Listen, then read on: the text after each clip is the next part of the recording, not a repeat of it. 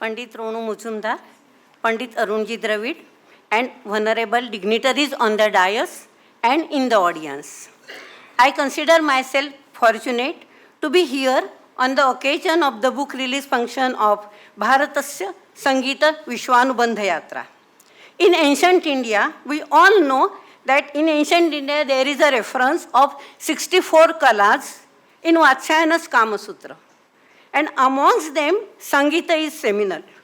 We have chosen Sangita as a theme of this compendious work, as it is the foremost kala, the most ancient one, strong in sustainability, and always growing and also expanding. On the spiritual level, Sangita can render experience of the divine bliss, Brahmananda.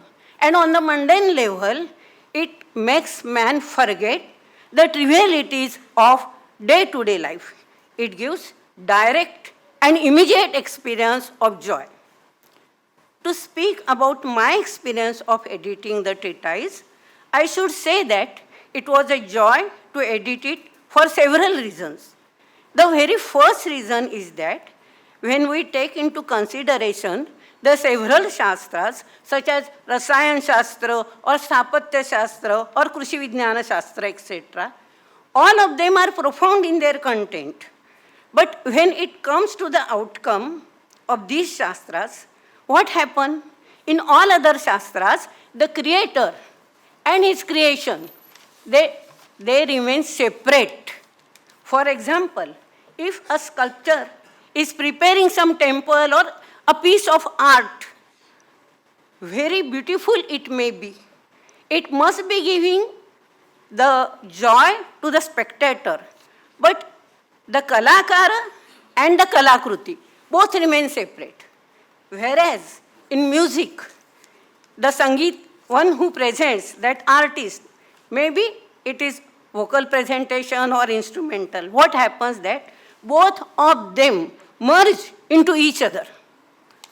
Whenever there is a presentation, the music, the Sangeet comes from within the artist. It is there, avyakta, within him.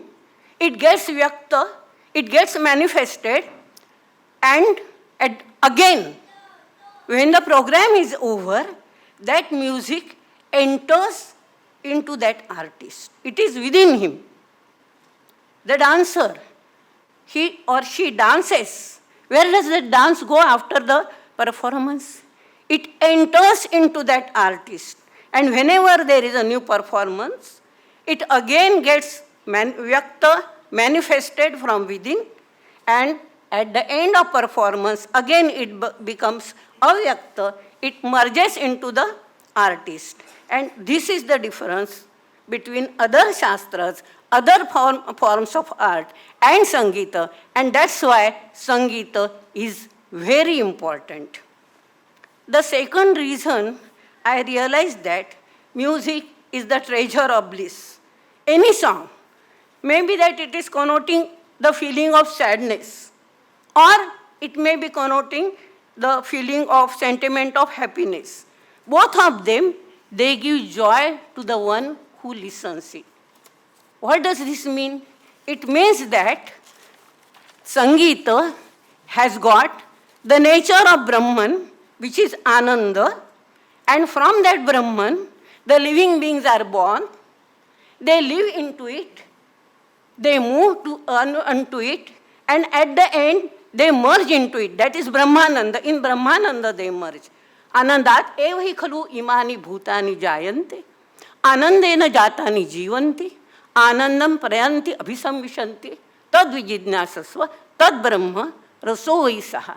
Music is rasa, ananda, brahmananda, and that's why I enjoyed this editing this work, because Sangita itself is nectar, amruta, amongst all the kalas. The third reason is that I realize that the kalakara, the creator, and the music, his own creation, it is his own creation. Whenever there is some raga, a kalakara, the artist is presenting, he contributes something to it. His contribution to a particular raga is his creation, his own creation. He is like Ishvara, the creator at that moment.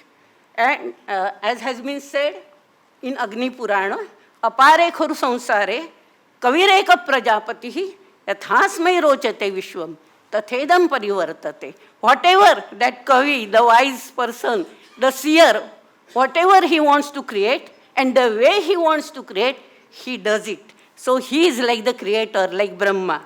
And the one who performs, that Kalakara is also on par with Brahma. It has been quoted in the text at several, in different texts at several places.